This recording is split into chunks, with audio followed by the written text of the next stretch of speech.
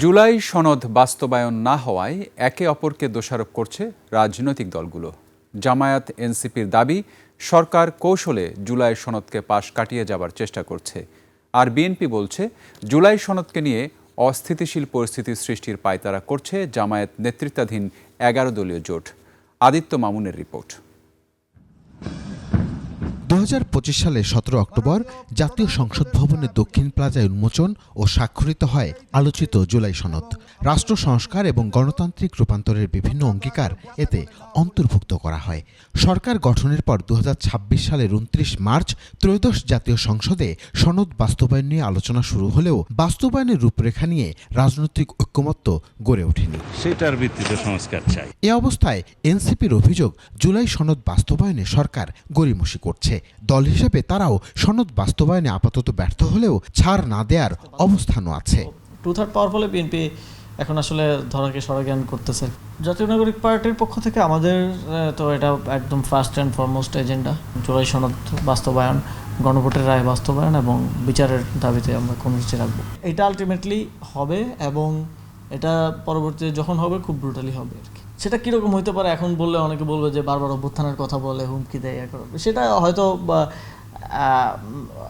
আমি এখন বসে সেটা ডিফাইন করতে পারবো না। একই অভিযোগ জামায়াতে ইসলামীরও। দলটি বলছে, সংসদে কার্যকর অগ্রগতি না হলে রাজপথের আন্দোলনের মাধ্যমে জুলাই সনদের দাবি আদায় করা হবে। জুলাই সনদ বাস্তবায়ন করার দায়িত্ব হলো সরকারের। সংশোধনের জন্য কমিটি গঠন, এসব বাহানা টাহানা যেগুলো করতেছে এগুলো হল সদুদ্দেশ্য নয়। সংসদে রাজপথে আন্দোলনের মাধ্যমেই সেটা পাশ হবে, সেই পরিস্থিতি দেশে তৈরি হবে।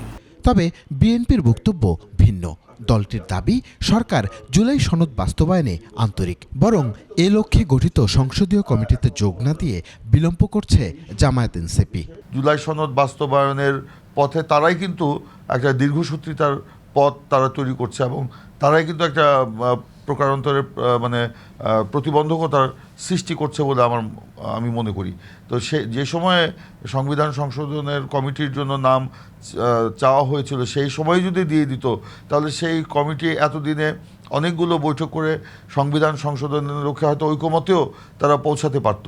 শুধু তাই নয়, জামায়াত জুলাই সনদের অজুহাতে দেশকে অস্থিতিশীল করার অপচেষ্টা করছে বলেও অভিযোগ করেন তিনি। তারা আবার এখন নতুন করে গণ অভ্যুত্থানের স্বপ্ন দেখছে, নতুন করে আগ্নেয়গিরির স্বপ্ন দেখছে। এইটা আমি মনে করি তাদের জামায়াত এবং এনসিপি জোটের একটা দুরভিসন্ধিমূলক রাজনীতির বহিঃপ্রকাশ। জুলাই সনদ বাস্তবায়ন নিয়ে রাজনৈতিক অবস্থান যতই বিপরীতমুখী হোক, বিশ্লেষকদের মতে জুলাই সনদের ভবিষ্যৎ নির্ভর করবে শেষ পর্যন্ত রাজনৈতিক সমঝোতা ও সংসদীয় প্রক্রিয়ার উপর।